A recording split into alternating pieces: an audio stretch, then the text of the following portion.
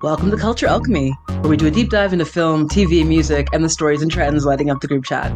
We'll discuss what it means, why it matters, and how it shapes us. I'm Antoinette. And I'm Andrew. Each week we've got pop culture's hottest takes served fresh. We're turning pop culture into pure gold. This is Culture Alchemy.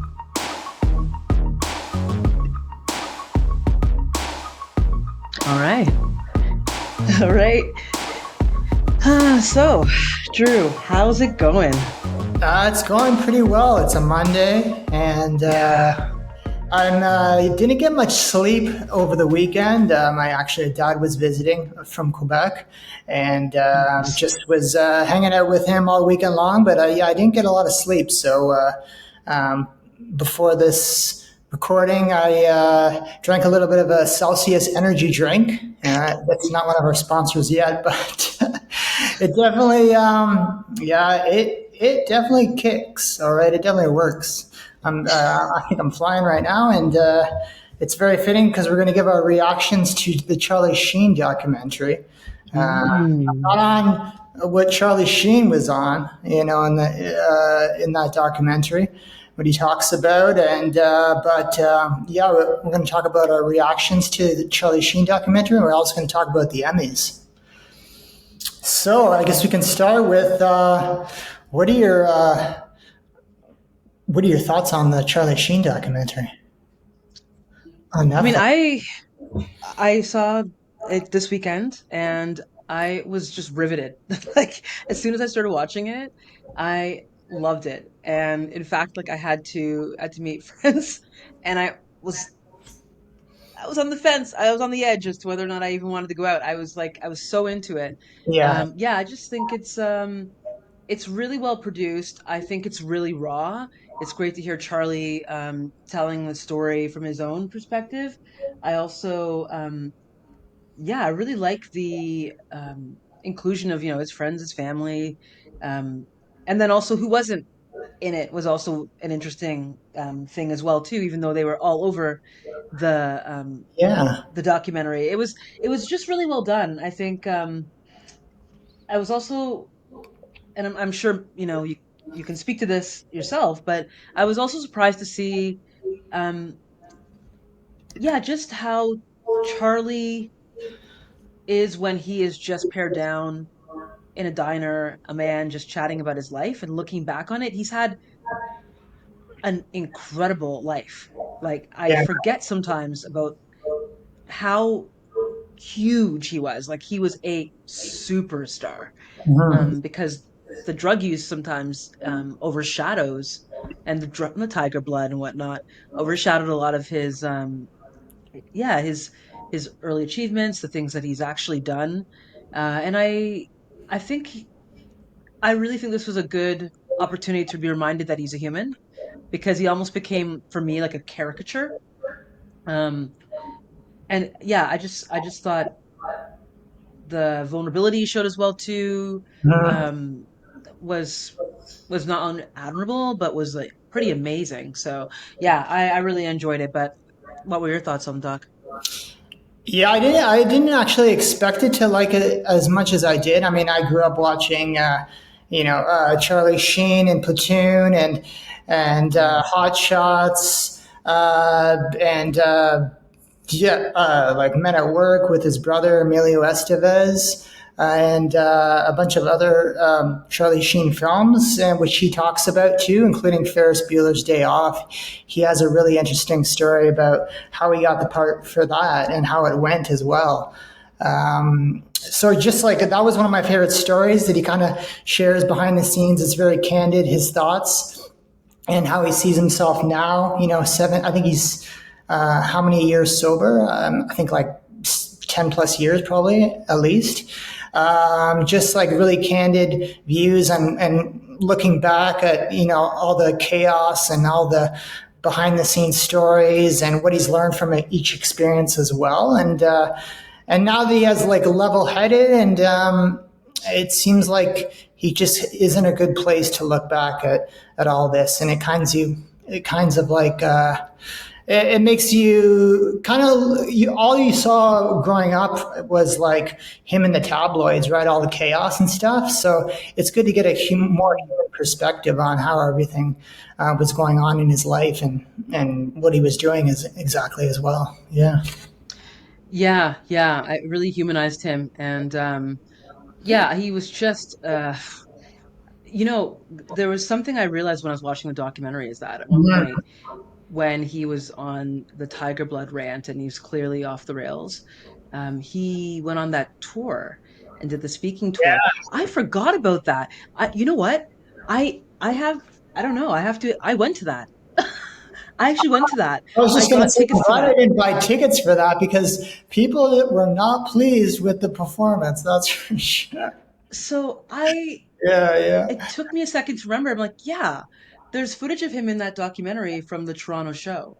Like he's standing in Toronto outside, talking to people like outside, like Massey, just before the show. He like came out with like no security. Wow. They're like trying to pull him out, and Right? he's clearly I mean, you know what? As I was watching it now and hearing him speak about it through his lens, and then realizing like how sick he was, obviously at that time, it just Yeah, takes on a whole new meaning for me. And I'm like, I don't remember buying the tickets. It doesn't make it any better, but I'm just now I see it. I go, wow, he was clearly it was a cry for help, and it's kind of I have to admit, like I felt a little cringy watching it, going, damn, like that's yeah, I'm pretty sure I went to that. I'm pretty sure that I was there. Like I remember seeing him on that speaking tour, yeah, and I don't remember much of anything other than just going there and hearing some good stories. So I didn't have the reaction that that woman had, but I did have the reaction watching it now yeah, because clearly it's like, man, he was really really sick and not did not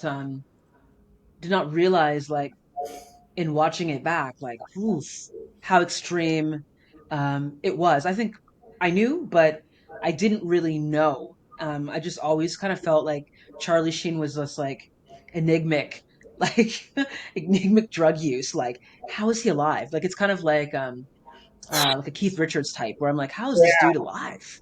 Like, he's a modern marvel of science or something. Like, so to hear Charlie even say, I, I don't know. I don't know how I'm alive. Just I'm just me. Exactly. There's so many great stories during the documentary. It's definitely worth a watch. For example, like one of his friends, Sean Penn, he says at one Yeah. point, he says like he's not biologically human almost for Yeah. him to do all this drugs and still be alive. And there's one moment when Charlie Sheen talks about Slash from Guns N' Roses. It says to him, dude, you need help. If Slash is telling Dude. you you need help, like too much partying and drugs, like that's on another level. Right. That's for Right. sure. That was a highlight for me as well when he said that. Yeah, I laughed out loud when he said that when Slash is telling you you have a problem. yeah. Yeah. Exactly. There's also other good stories like one of his friends from Jennifer Grey, who is Yeah. Dirty Dancing and also Ferris Bueller's Day Off. So she helped him get the audition for Ferris Bueller's Day Off, and apparently he stayed up all night the night before to kind of get enroll for this, the high school delinquent character at the end of Ferris Bueller's, and he stayed up all night. But then he fell asleep, so he was late to the audition. And when he arrived to the audition, Jennifer Grey was not pleased with him because she's like, I went on a limb to get you this audition, and you show up late. Even though he was preparing for the role in a way. But then he obviously nailed it, and that kind of like basically propelled him into the spotlight after that. Yeah. Yeah. Even though Yeah. it's such And I a love, small role, right? He just owned the scene. Yeah. yeah, he just had that quality, right? And Yeah. effortlessness. And I guess that's the other thing that was kind of well done in the doc was just showing him with his family and Yeah. giving us a sense of what it was like to grow up with like Martin Sheen. And you tell me this. Did you ever make the link between Charlie's body of work and Martin's body of work and the similarities? No, I did not. No, because yeah, that's one thing I didn't even make the link until they talk about it in the documentary. Yeah. Yeah. Yeah, that's so fascinating. I thought that was so interesting to watch. Like, yeah, he's literally done a number of films and projects when when they weren't working together, of course, too, on sitcoms and stuff, like they've literally mirrored each other. So he really, really, really did pick up on a lot of the craft from his father and his, I guess, his taste in terms of cinema, right? Because that's really fascinating to see him play it back that way, and Yeah. even watching old family footage of the family, and like, at the end of the day, they are just a family, and Mhm. all the things that Martin Sheen had to do as well, to support his son throughout the years. It's interesting to hear him talk about that dynamic and talk about the dynamic also with like Emilio Estevez, who Yeah. also was like this huge star, so it's a very interesting thing because they're this, you know, um, movie star family, but also at the end of the day, they're just a family. Yeah. So it's really interesting And to watch it. and they're all like, and it showed like the supporting players in his life too, right? Like Denise Yeah. Richards, his ex, Brooke Oh, Mueller, and Martin Sheen and him are still close. I didn't know. I always wondered why Emilio Estevez and Charlie Sheen had different names, and he reveals why as well. yeah. In the documentary, because Charlie Sheen's real name is Carlo Estevez, which I did not Yeah. know. Yeah, yeah. So that's Yeah. pretty cool too. Yeah, Yeah. It's kind of interesting to see like how that came to be, and then also how he felt the need to change to use Sheen when he decided to be an actor, and like, yeah, the number of things there. It's layered, right? Because like in the yeah, first place, if he felt like his father felt like he had to, I don't know, like almost whitewash their name, if that says something about the yeah, time in which he was living, and the perception. And now I'm thinking in 2025, in in Trump's America, like it would probably not have been cool to keep that name for other reasons now. Like it's interesting how yeah, um you know what I mean, like it says a lot without saying much at all. So it's funny. There's a lot of power in a name too, right? And the idea of just changing your name and reinventing yourself, and or taking on a new persona, a new identity too. So it's all that stuff. He really went into a lot of deep details about um his thoughts, what he was thinking, and he was remarkably coherent and eloquent, considering the amount of drugs that he has taken and the abuse he's put on his body. It's great that he's able to write all those things down. And although I saw so much in the documentary, I wouldn't mind picking up his memoir and having a look at it, because he yeah. does have some wild stories, man. Oh, yeah. There's more stories which we didn't even touch on. I know, Watching which his friendship with Nicolas Cage was pretty wild as well, and yeah. yeah, I don't know how he's even alive. It's pretty wild.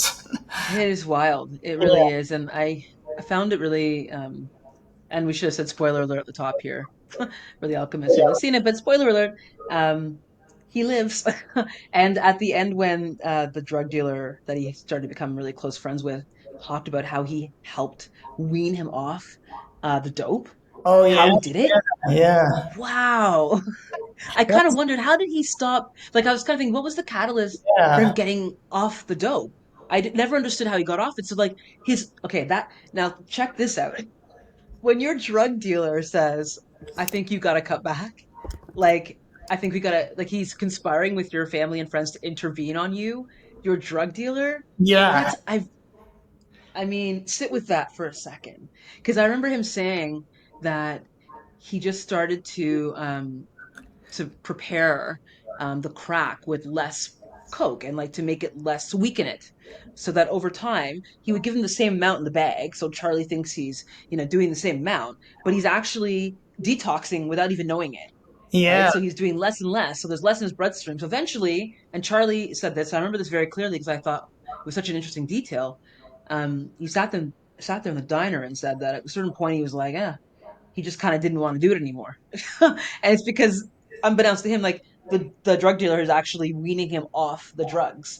So I thought that was just an incredible story, because yeah, it helped me understand that, yeah, this guy was, I mean, the Slash thing was one thing, right? That's like the canary in the coal mine right there. Like yeah, Slash is telling you, you gotta straighten up, man. That's like, that's wild thoughts. But then your drug dealer says, I think you need to stop doing like drugs. I think that's so many things wrapped up in that. The Charlie Sheen charisma, the fact that he was able to, people just loved him, right? To the And point where the drug develop dealer was like, with your drug deal that was more important to your drug dealer than the amount of money that you were giving him for the drugs.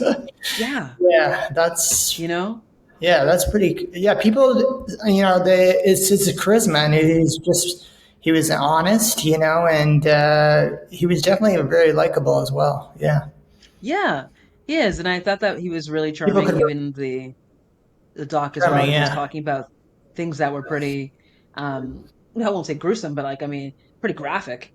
And he's yeah, telling, these pretty graphic stories, and it's quite charming, It's just like, yeah. But I think it's also that it was nice to see him as a father, to see him, speak as a son, as a brother. Like you forget, or at least for myself, I'll just say like I forgot that he also is, as we said a couple of times already, a human and not this cartoon that he kind of almost became at one point, yeah, exactly. you know? Mm. But man, Charlie Sheen, great doc. Um, anyone who hasn't seen it, go out, check it out. There's so many things layered throughout it. And we're gonna do a little bit of a pivot now, I think, and get into our topic that's brought us here today, Emmys. We're gonna talk Emmys. And okay, so I watched the Emmys last night and Mhm. I enjoyed it. Okay. I I know that you've been catching up. You're still catching up a little bit, Drew, on like the actual show itself, but you've heard about many of the major categories by now, I'm sure. The Yeah, results. I missed a bunch of it. Unfortunately, I'm catching up on certain things. In the Charlie Sheen documentary, there's a part when he talks about he's on a plane, and obviously like a plane with like a big jet plane with the pilot is at the wheel. But at one point, the pilots were really taken back that Charlie Sheen was on their plane, and he was actually wasted at this point.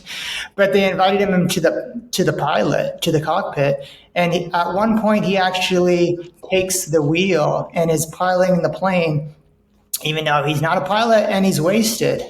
So I'm not. I'm just using that example. You're going to have to pilot. As far as our coverage of the, I'm going to be Charlie Sheen in this scenario, and you're the pilot, and I'm just trying to take the wheel for a little bit.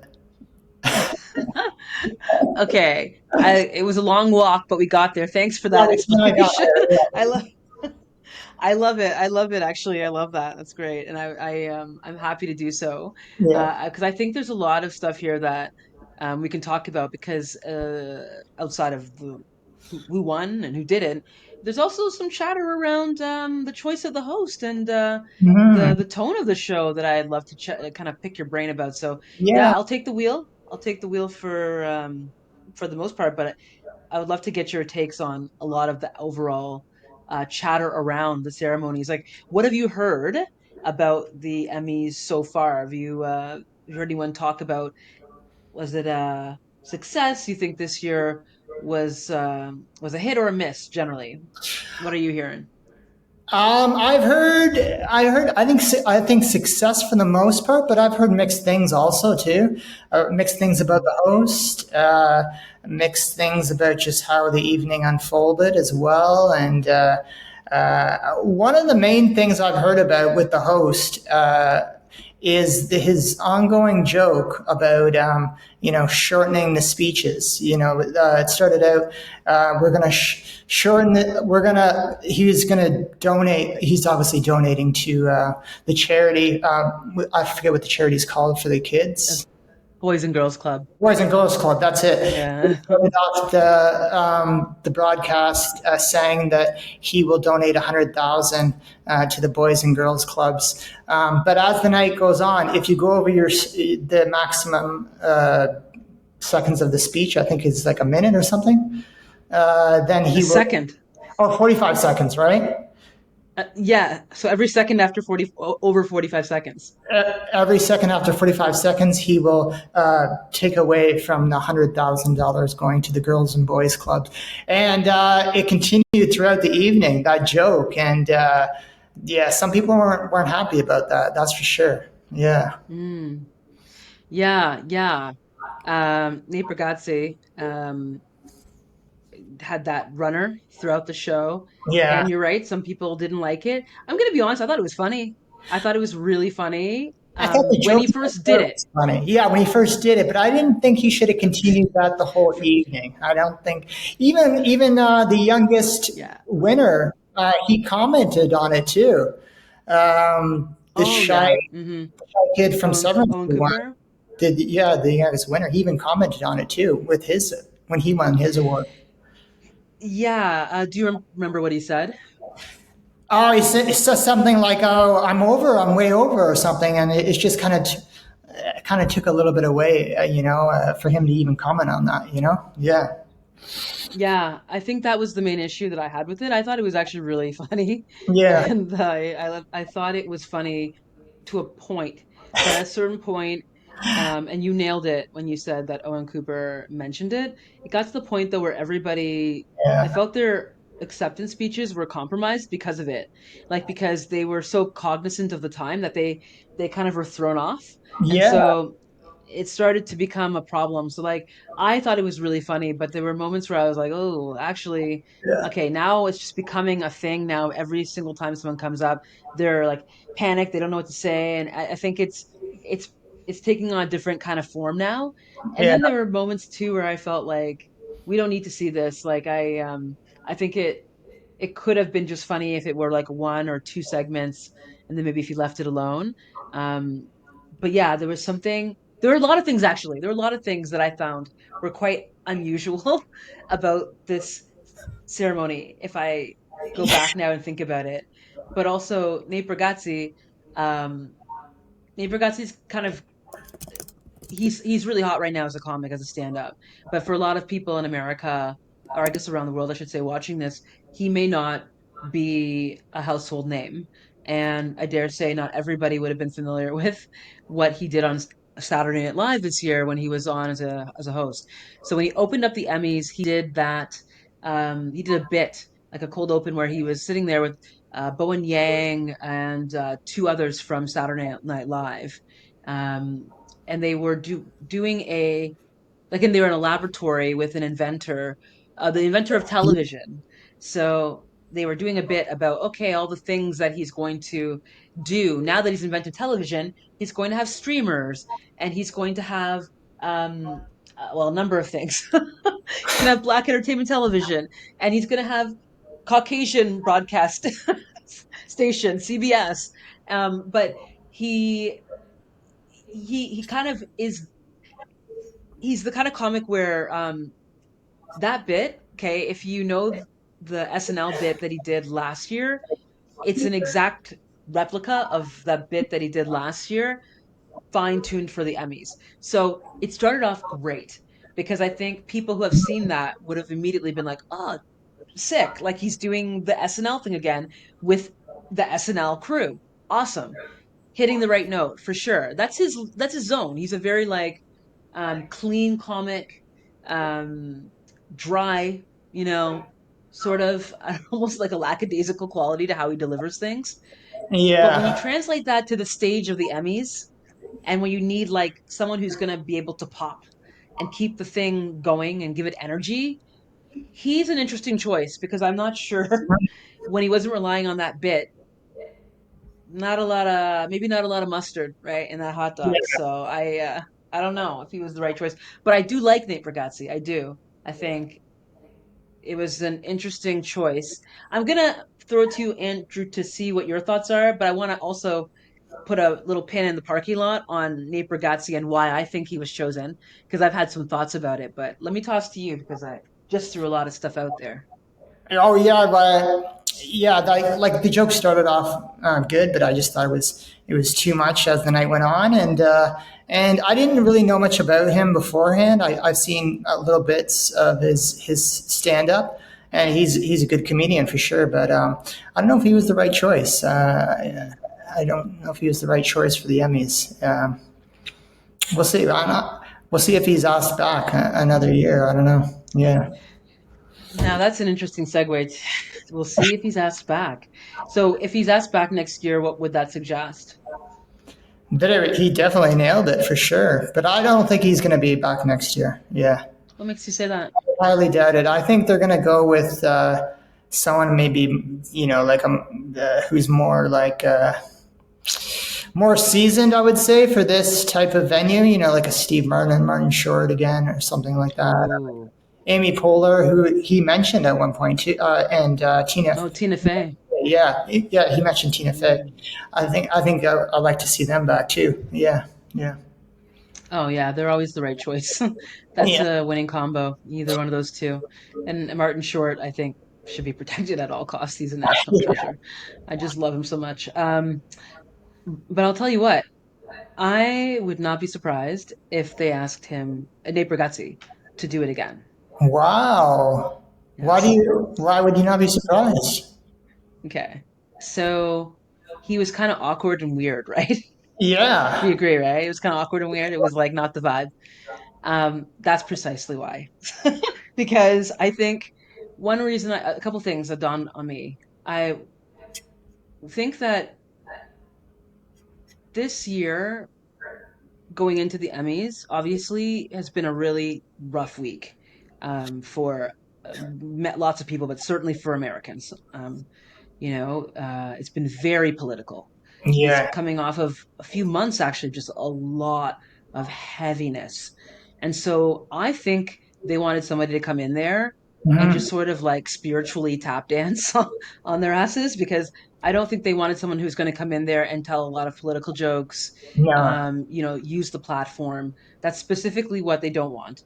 And if Yeah. you keep in mind too what network it was on CBS, right? And this is the network that just canned Colbert. So Yeah. I have a feeling it's like, and Nate Bargatze is a very clean comic. He doesn't even swear Mm. normally in his act, Oh. right? So I think he was probably hired for that reason, because Yeah. they wanted someone who's going to be clean, safe, no issues, and um, I think in that respect, if that's the objective of the network, which is now heavily under control by um, at least politically, a very conservative Yeah. government, right? I think he delivered. I think he That's true. delivered. You're right, because if they had like a Jimmy Kimmel, that could have gone political. If they had, obviously, Ricky Gervais is going to poke the bear, or someone like Yeah, that. And yeah, he's not controversial. He's clean, yeah, clean, like you said, and he's not going to offend the audience as well.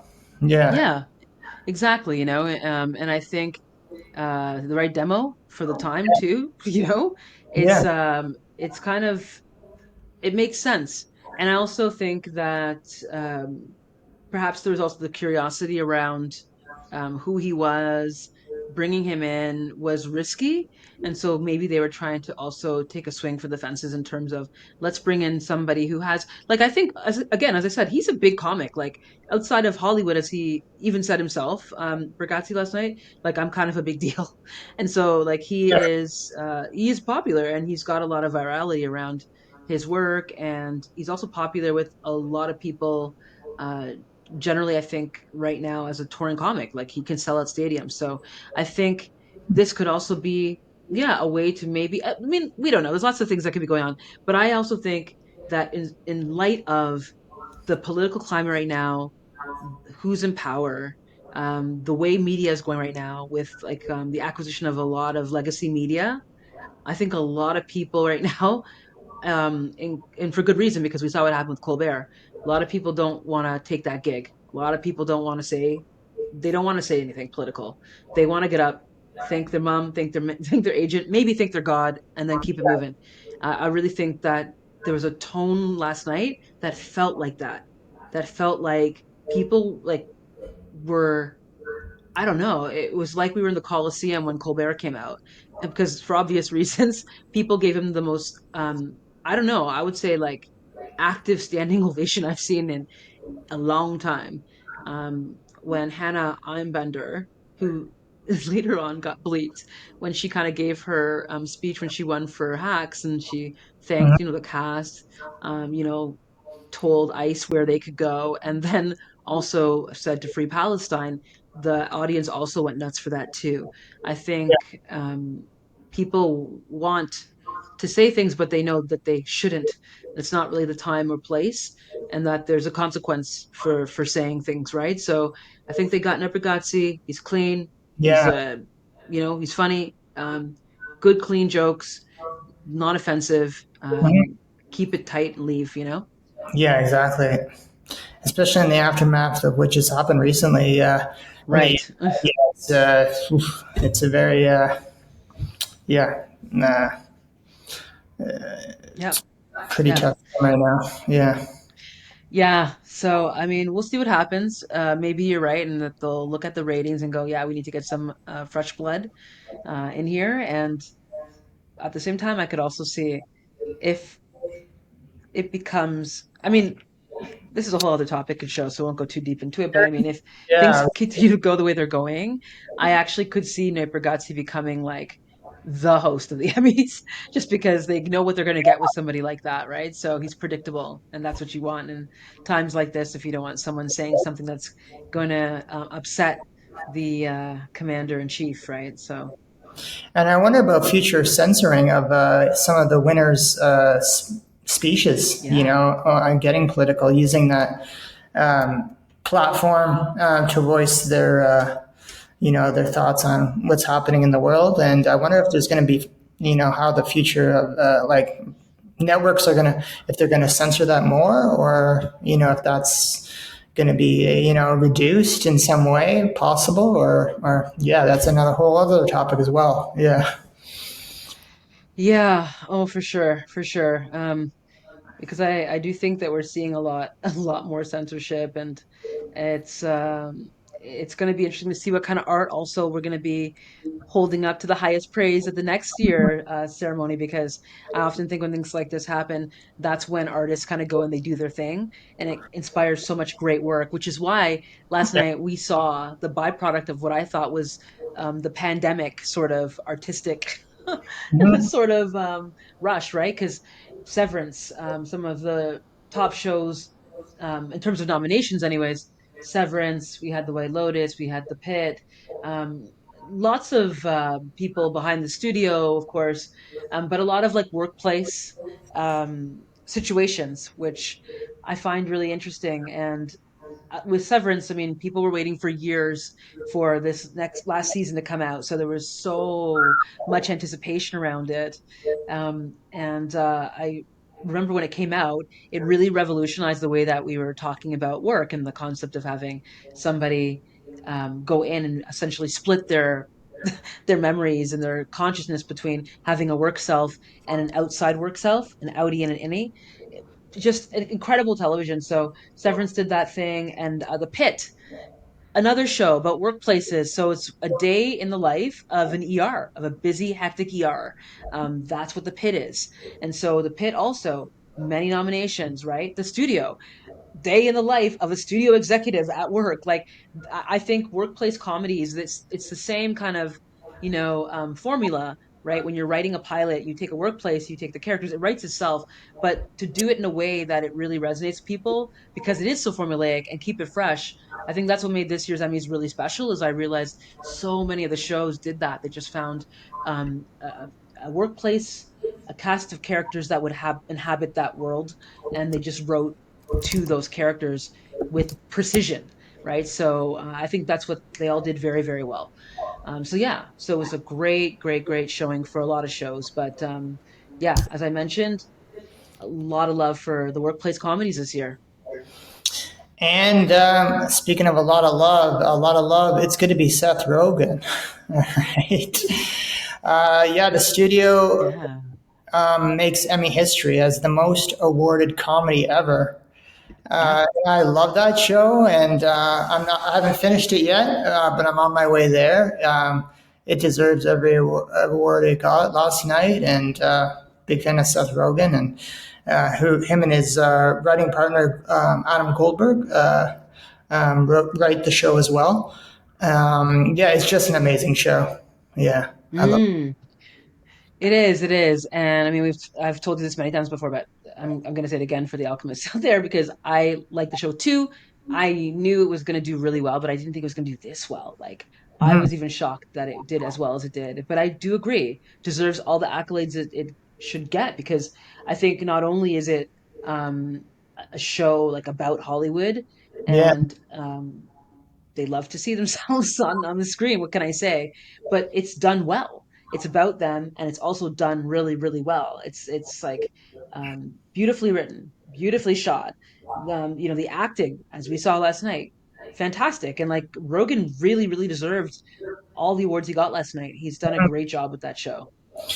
yeah, it's an amazing show. Apparently, I was reading an interview. Some of his influences were when he was on Freaks and Geeks, who Judd Apatow directed. As far as like an amazing cast and amazing writing, he learned a lot from that show, as well as when he was working on Superbad too. A lot of Superbad was improvised, apparently, almost, and they would just perform based on the script too. Also, like they weren't relying on multiple takes. Which a lot of films and shows do, like, well, do all these takes. No, they wanted it to be more like a play. So Mm. there was more pressure on working on the script and the scenes and the lines to make sure that they could just perform it in one take. And they also did these things called oneers when you notice when you watch the show, which is one continuous shot, which is not often in comedies. It's been in lots of action movies and stuff like that. Like it's famous for that scene in Goodfellas when Martin Scorsese does that one shot when yeah, they're going into the back of the Copa and to back making their way to the into the Hmm. restaurant through the back of the Copa. So he also adopted that, and a lot of the episodes have that one shot scene, which is pretty amazing. Yeah.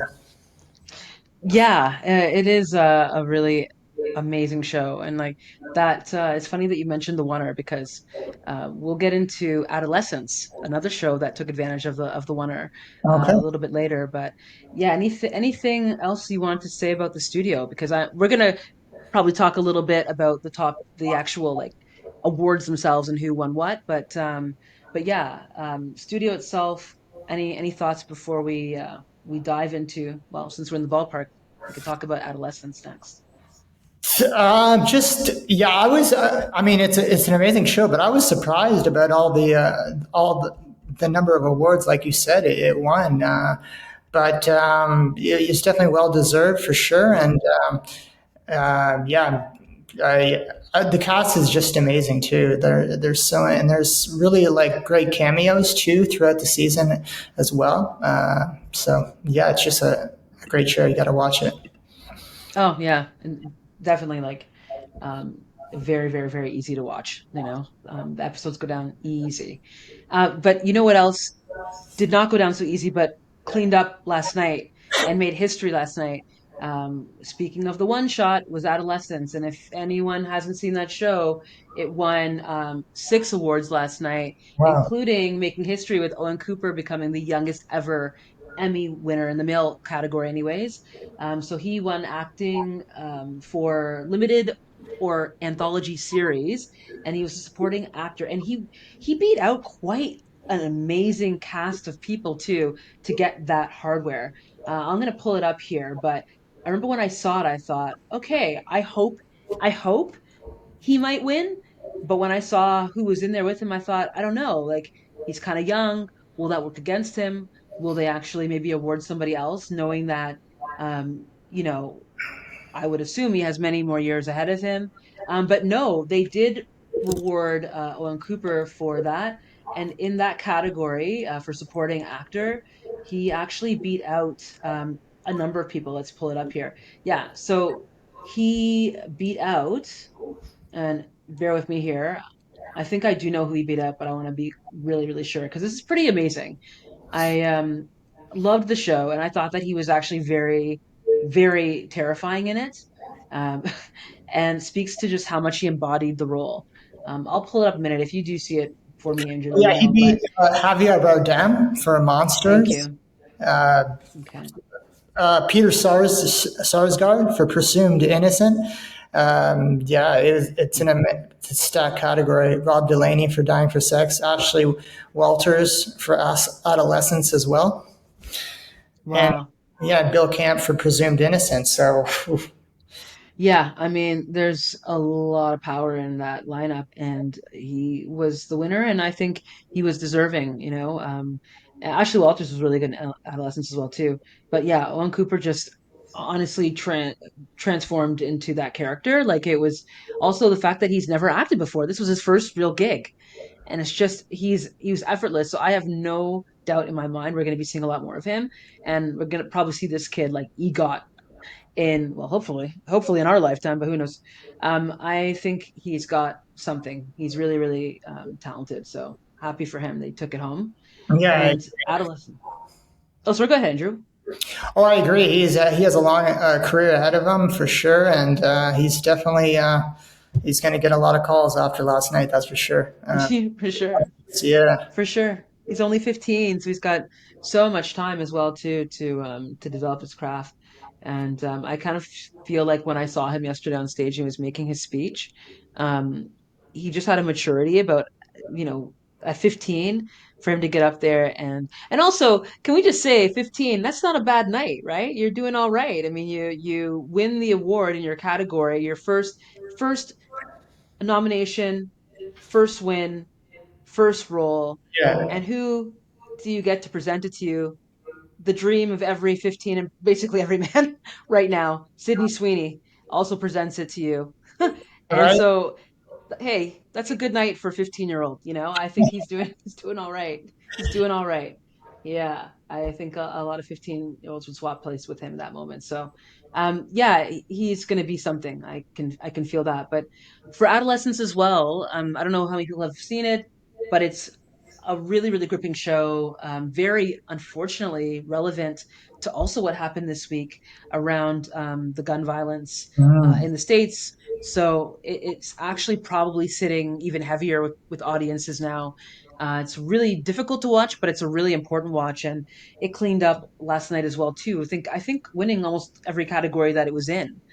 Stephen Graham won as well for acting for that, for writing. It's won quite a few, so I think it deserved every single one of those, and including Best Limited series. Full stop. It won for that, beating out Black Mirror, beating out The Penguin.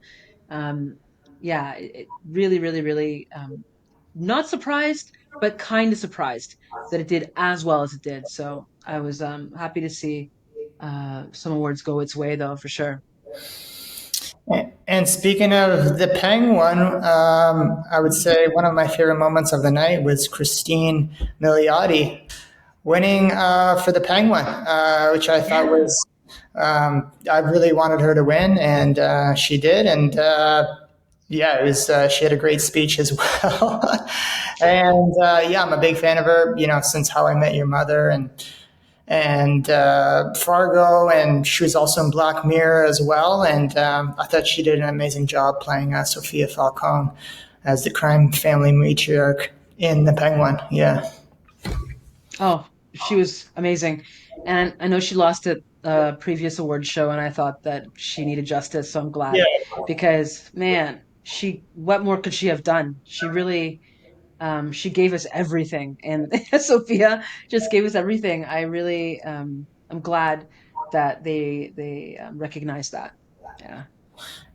And I like that she mentioned in her speech that her speech was written on the back of her notes from therapy, and she also let out the best happy scream of the night as well.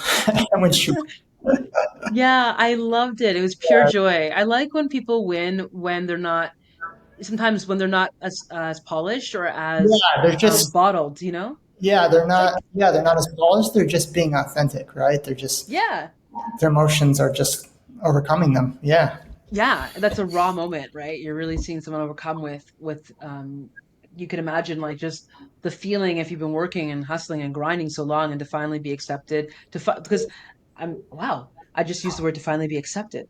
I was going to say to be acknowledged, but actually Freudian slip. Yeah, accept it. Because I kind of think if you're up there in front of all of your peers and a room full of people that you've even maybe been inspired by yourself, and to be recognized by them that you have given one of the best performances that they've seen in the year. It's a huge thing. And I think it just signals to a lot of people who've been grinding that like, um, yeah, I'm here and I should be here. And this is my art means something to people. It means something. It's touching people. I think there's a form of like, yeah, of acceptance, of love right behind it. Like, yeah, okay, my art means something to people. Um, because I think it's nice to be nominated, but to win, if you've never really had that recognition, if you're still trying to, and I don't know her situation personally, but I don't perceive, well, not anymore, but previously I didn't perceive that she might be somebody who knows where the next role is coming from, you know? So this was a Yeah, big deal. she's played a smaller role than How I Met Your Mother, but how long ago was How I Met Your Mother? And she's been in a lot of great roles Right. too. But yeah, there she hasn't really hit it until now as far as a role that gets her that attention she deserves. Yeah, Yep. yeah, Yep. So her this will definitely breakout do role. it. Yeah, This will definitely do it. I hope so anyways, unless we believe what Jennifer Coolidge said when she came out to give out her award. yeah. Um, and she That was mentioned as well too that she I think hasn't that was really been one of the worst speeches of the night. Uh, Oh, you said okay, so you think hers was among one of the worst? One of the worst Um, moments of the night, as in didn't hit. mm, She made a joke about some type of. She made a joke about the pit or something, and about having a colonoscopy. I didn't. right. She's And so then odd. She's her friends leaving the group chat, and they went to Ibiza, and I was just like, what? I'm confused. Um, it was it's a so miss. weird. That was a miss for me. I'm sorry. Yeah. Yeah, that's Jennifer Coolidge though, and it's funny, but it was a swing and a miss. But Follow. well, it also went way too long. It went way too Yeah. long. And I think that's why it missed. It was like it went way too long. But I think when she first came out and she kind of waddled out to the microphone and Yeah. then she stood there and she was like, "Oh, I made it." That was awesome. That was, She just that was pretty funny. Yeah. because Yeah. I just watched her get on that struggle bus all the way out that microphone. I was like, "You made it." So when she said that, that would have been good enough. But yeah, so that was one of the low points of the evening for you. You would say? Yes, it is definitely. Yep. Mm, okay. Was there anything else that you think was swing and a miss for the evening? Swing. That was one of the main ones. Yeah, Well, the we talked opening. about Bargatze. Yeah, the opening sketch, like we talked about, I thought was a bit of a miss as far as writing. Oh, In you my didn't like it? Okay. Yeah, in my opinion, it was a bit of a miss for me. Okay. Even though, yeah, it was safe for sure, and but I just thought that was, as far as the writing was, a bit of a miss, and also, well, I'm surprised that the White Lotus didn't get the awards. I thought it would as well. Yeah, Yeah. Wow. that was Wow. yeah. Nothing. And I Arrow. wonder if that was the curse of being canceled out. If you have 4 to 5 nominees per category, I wonder if that had Yeah, anything to do with it? I'm just very surprised. Nothing. Like, they obviously, the momentum was with the studio for sure, and Yep. but at the same time, gee, I'm just surprised. Nothing. Right? Like, that's It's that's wild. Yeah. Yeah. Yeah, it is surprising. I don't even think I even saw Mike White in the audience, so I don't know if maybe he was aware that like there's no point in coming here or but of course the cast was there in full effect and just happy to be there, I guess, to be recognized and nominated. But you're so right. There were a number of categories where I thought, okay, there could be a White Lotus winner here. Parker But I'll Posey. be honest, How did you Parker know, Posey lose and you, outstanding supporting actress in a drama series? I don't understand. And Walter yeah, Goggins too. I was blown away by that one. Yeah. I was not Oh, because I think, and I remember leading up to this, we did do an episode where we talked about our picks, and we yeah. were both back and forth about who would take it in that battle royale between all the White Lotus men and Tramel Trimmen. And in my mind, I thought I think I settled on Walton as well, but I Hmm. thought my heart kind of wants Sam, but then I kind of picked up on something in the last couple of weeks around Severance and around Trammell, and started seeing him do a lot more press as well. And I kind of thought about that category again. In the last few days, I was like, no, it's Trammell. I think he's going to win Hmm. because it seems like people are talking about him more than they're talking about the other performances. And to your point, um, there were tremendous performances this year by many of the people on White Lotus, and Yeah. including I'm going to also put a shout out for Patrick Schwarzenegger because I can't believe he wasn't even nominated for his performance as well. It was So definitely snow. um, Yeah. that was a snub in my opinion, yeah. But when I saw what was going on, I think you're right. There was so much momentum, and then it sort of tapered off a bit. And so I think that's what happened with Trammell. And I don't know if Yeah. you heard about the. Oh, Oh, sorry. jump in! No, jump in. Speaking of Trammell, he's the first black actor to win an Emmy for supporting actor in a drama too, as well. Yeah. Yeah, let's say that one more time. Yeah, absolutely. That's worth saying. I am glad you brought that up. And that may also be another reason why I think this Emmys story to me, it was kind of a case of business as usual with a dash of like, oh, newcomer, like Owen Yeah. Cooper. Okay, we're gonna give it to the youngest. Why not? Okay, Tramell Trimmen. He did give an amazing performance. Okay, we're gonna give it to him. Why not? Even though everything kind of looked like it should have gone to the White Lotus, I Yeah. can see how they made the choices they made. I It's definitely a have, breakthrough performance by him for sure. Yeah. oh He's yeah, absolutely, yeah. absolutely. I did not. Okay, so I have not seen more than like 20 minutes of The Pit. So I can't speak to the awards that went out to Noah Wiley, Mhm. 25 years after his first Right? nomination, by the way. Drama? Incredible. Yeah. So again, a beautiful story there. The comeback kid. And then also the other one that won for The Pit. And of course, I don't have that category at the ready, but I'll pull it up in a moment. Catherine Lavassa, I want to say. But she won, and yes, thank you, Catherine Lanassa. So she won Best Supporting Actress in a Drama, beating out the ladies from the White Lotus, so Carrie Coon and Parker Posey and Emily Yeah. Wood, Tasha Rothwell. So I have not seen The Pit, but I'll tell you what. Oh no, I have seen it. I have seen 20 minutes of it or something to that effect. It was really intense. It was Yeah. really good, and felt very, very realistic. The way it was even shot was gave you that sense of the chaos of an emergency room. I think for whatever reason at that time it just didn't take for me because maybe I just wasn't in the mood for that vibe. Mhm. Um, and it was too intense and I had to turn it away. But I'm gonna have to revisit that now because seeing what happened last night, yeah, I think everyone I know who's watched it has said it's incredible. Um, Maybe it'll be the hospital drama that'll turn me around because I actually never really was a big fan of like Grey's or ER or any of these shows. So Yeah. maybe this will be the one that'll do it. I don't know. So you've seen both Pit and the Severance as well. You're yeah. So if Love you Severance. here's a question for you: if you had to pick between work environments, as far as working in the pit or the office and the Severance, what would you choose? Questions twisted. I love it. Yeah. Severance. Okay, you would rather I work can't believe I chose Severance, in but I would the choose Severance. than the pit. Okay. Oh well. Yeah, All right. because I don't think I could work it.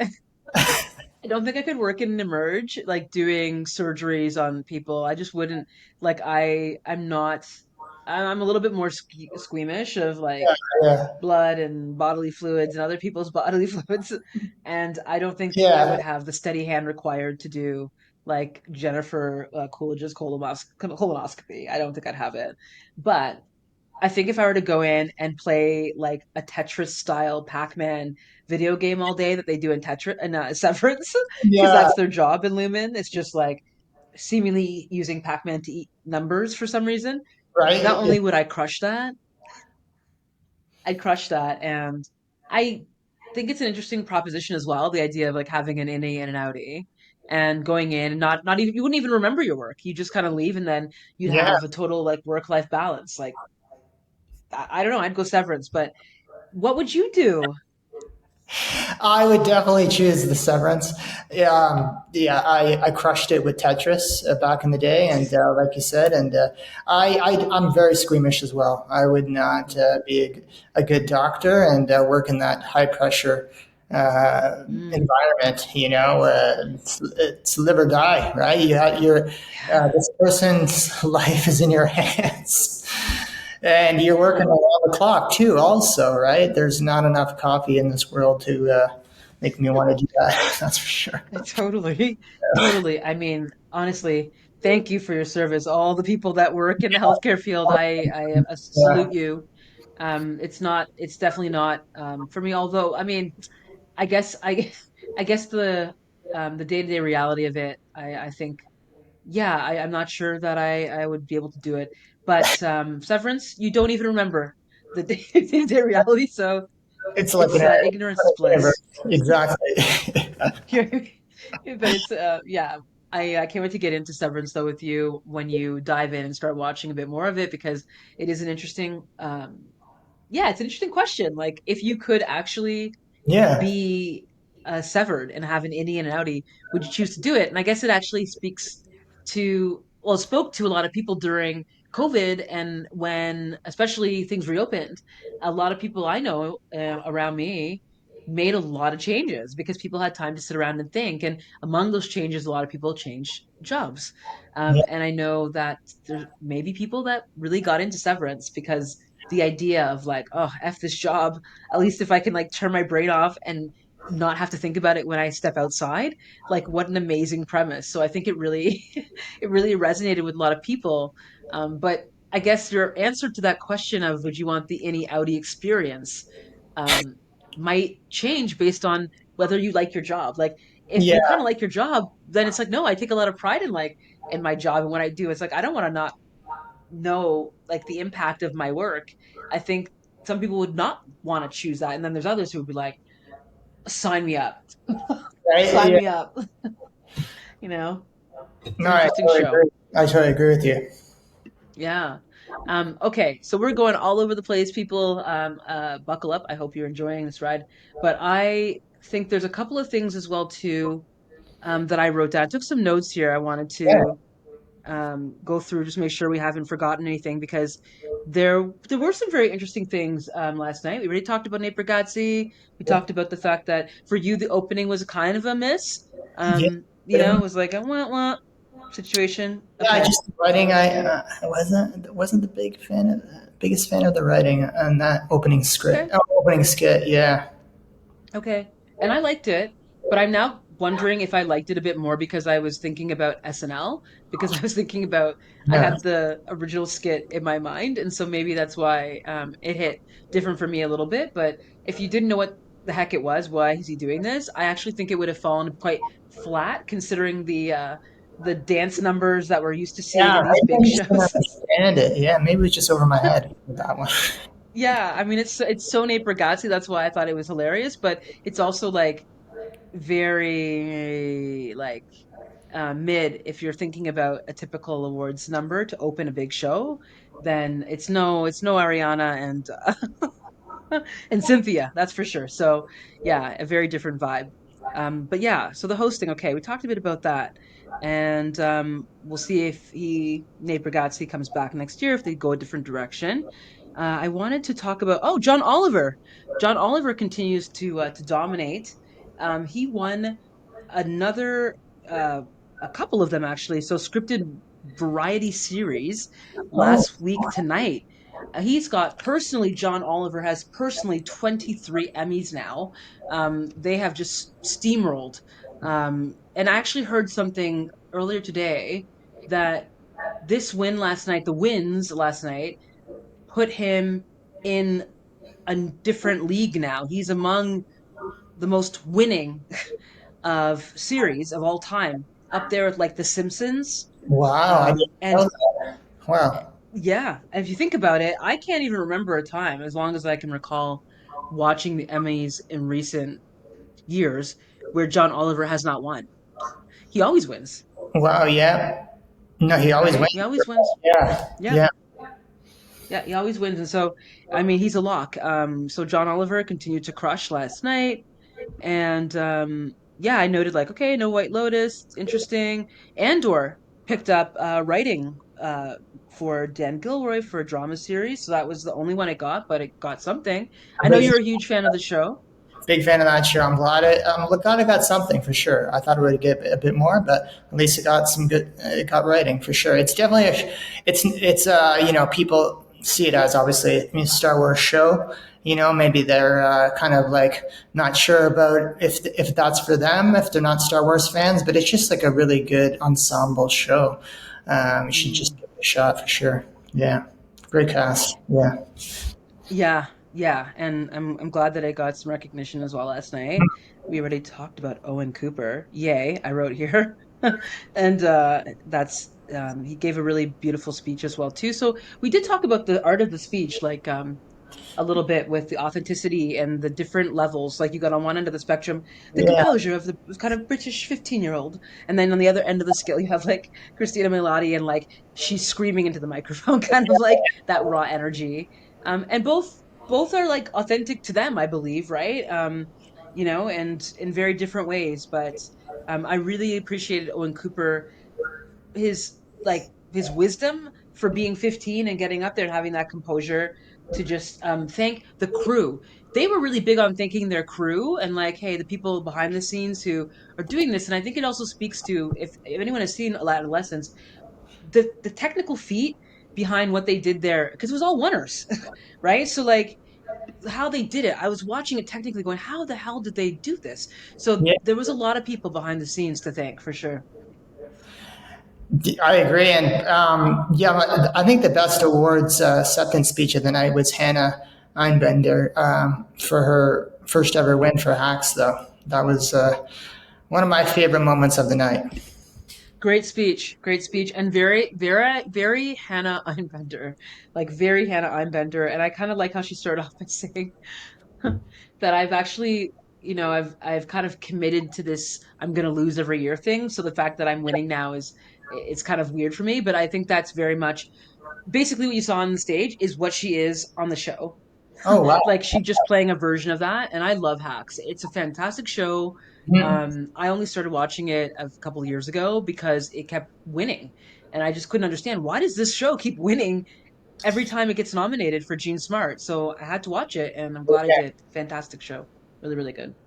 And that moment did go viral too. I saw it all over social media. Her awards acceptance speech, and people shared it Yeah. all across Instagram and TikTok, and I know it was censored, at one point, and I just think the Emmys really needs to embrace, those moments too. I think kind of to get that younger audience as well. I think that's. I think it should be less censored, and I think they should embrace that more. Those amazing moments, that come naturally. Yeah.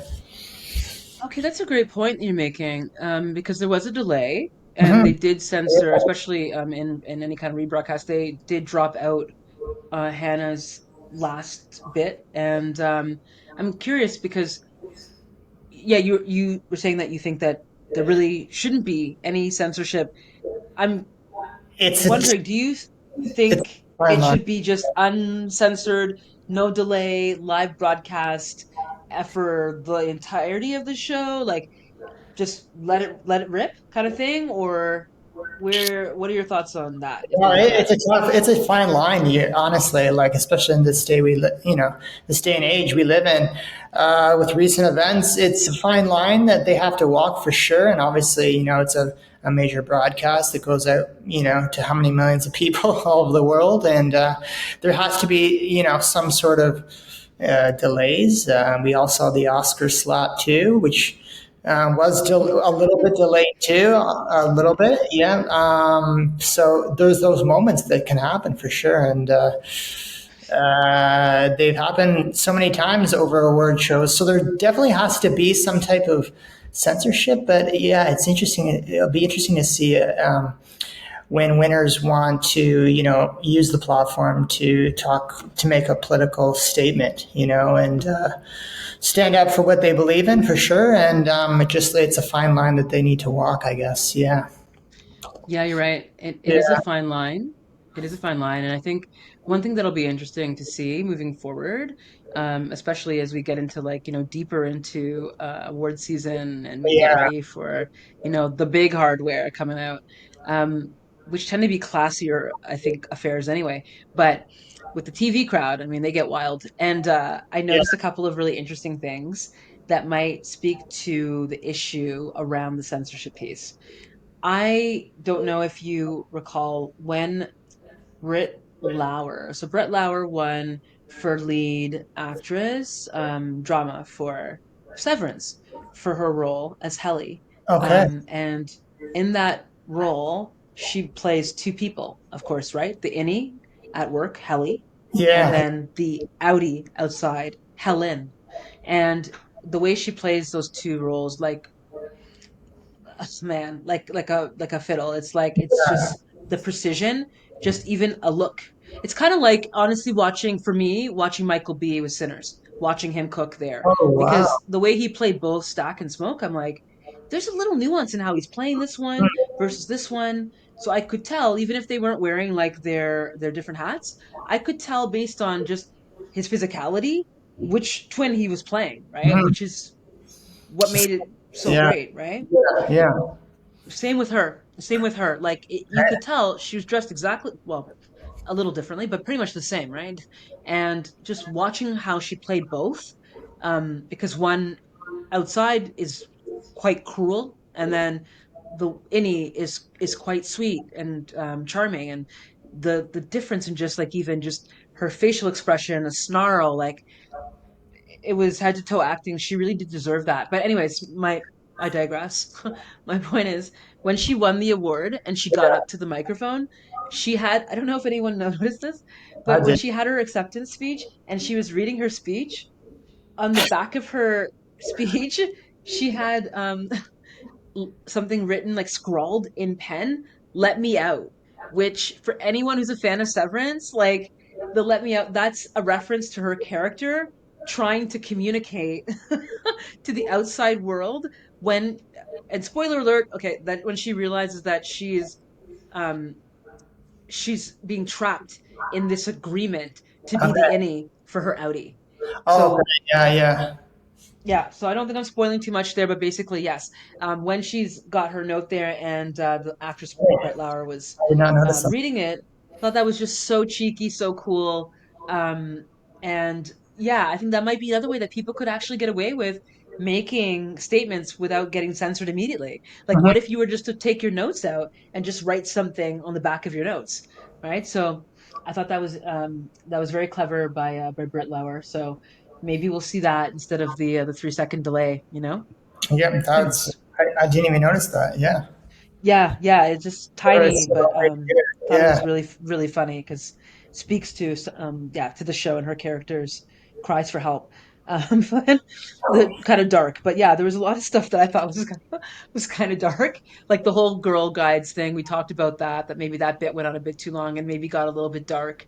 I thought it Yeah. was hilarious.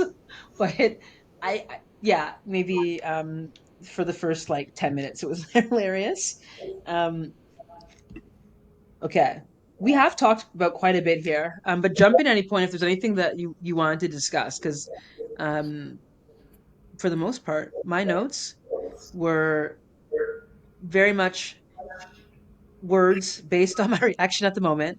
So, for example, Yeah. when they gave out the Bob Hope Humanitarian Award, and I'm not sure how many people actually focused on this particular piece in the coverage today.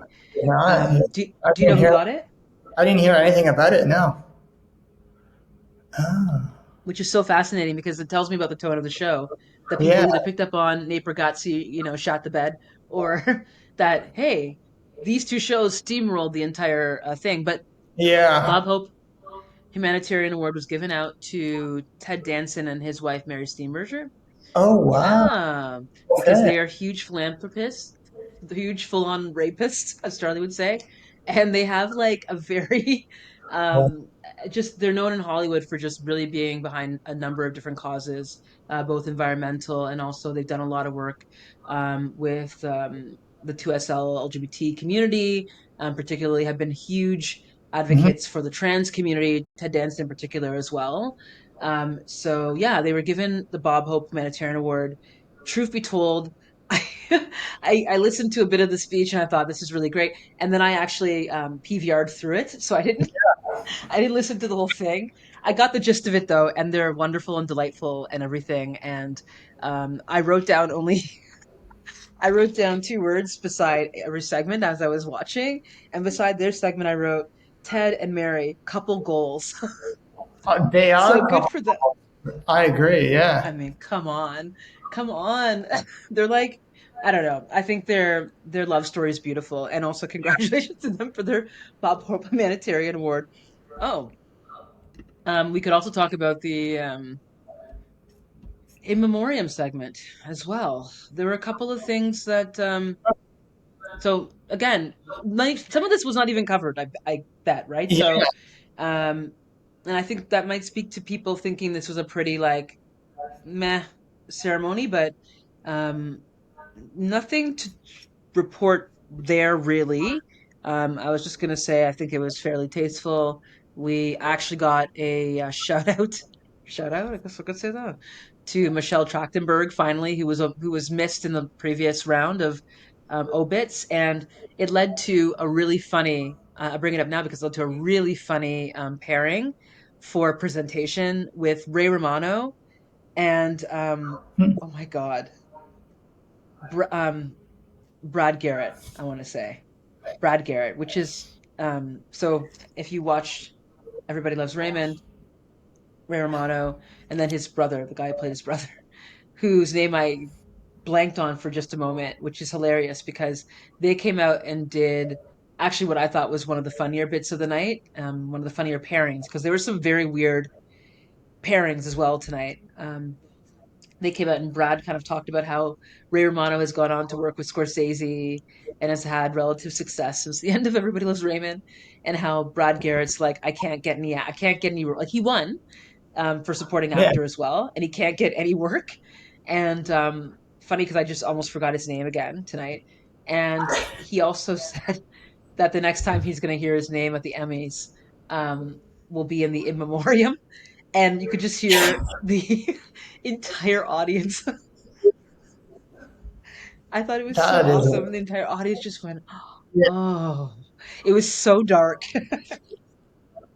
I thought it was so That great. was. That But is super dark. Yeah. That's hilarious. yeah, it was dark. There was something very dark about it, but at the same time, it was pretty funny. And coming right off the back of the in memoriam, it was well timed. But yeah, we we talked about okay about the Bob Hope Award, talked about the memoriam, we talked about Adolescence, and they did their thing last night. Um, Outstanding talk show. No surprise here. Went to Stephen Colbert. Stephen Colbert as well. Great speech. Finally. Yeah. Great speech. Yeah, He came up first to present Best Comedy Actor in a series, and he had a great joke about does anyone I need some work now, yeah, and he also yeah. kept it real classy in his acceptance speech when he won that award as well, as usual. Yeah, Absolutely. yeah, As usual, it's true. It's true. Yeah, I think he did even give kudos to CBS as well, in spite of the fact that they've obviously um, you know, uh soured on him recently, but yeah. yeah, he always keeps it classy and Financial reasons, right? Yeah, for financial reasons, of course. I mean, obviously we don't have a crystal ball in front of us, but yeah. what do you think he's going to do next?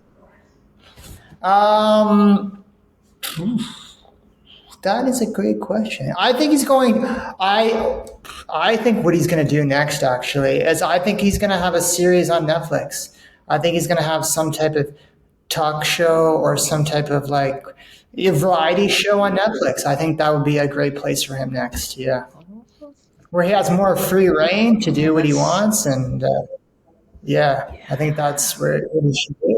Yeah, Oh my God. So he might pull like a Letterman and do. yeah, almost like a Letterman vibe. Yeah, exactly. Mm, I see it. Yeah, Yeah, that's that's a great call. I was gonna say that he might just do a podcast.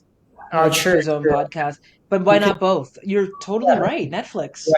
yeah. I think Yeah. he's better suited on Netflix at this point. Yeah, Oh yeah, no, you're totally right. I can totally see that. I could totally see like him yeah. like brokering the deal. Ted Sarandos is sitting right there in like the second row. Why not? I see that. That's a yep, yep. Mark it. Episode 18. Let's see. I think I should pitch it for Yeah. him. Right? Netflix, call me. All right. Well, there you Yeah, go. Hey, he Stephen wants someone to write Colbert. on the writing team. Yeah, There you go. I'll join that. Amazing, amazing. Yeah, so good for Stephen Colbert. He got his flowers for sure. And we talked about Christian Milioti. Okay, coming to There's the end of also my notes, anyways. two highlights of the night were a tribute to two series which ends in girls, two beloved series which ends in girls, the Gilmore Girls, and also my personal favorite growing up. I grew up on the Golden Girls. All right, my mom, that was her favorite show. She got me into it. All right.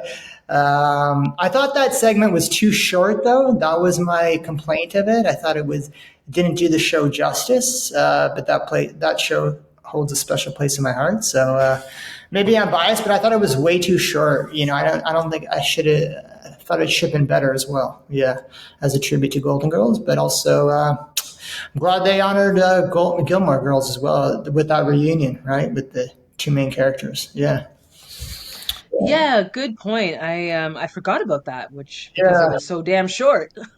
I, you It know, was like, it's over. it's What? true. I thought, Yeah, it's right. You're right. And then they kind of like they cut the song and it turned into yeah, the award for supporting actress. Like it was a weird yeah. There was a weird nothing segment. burger.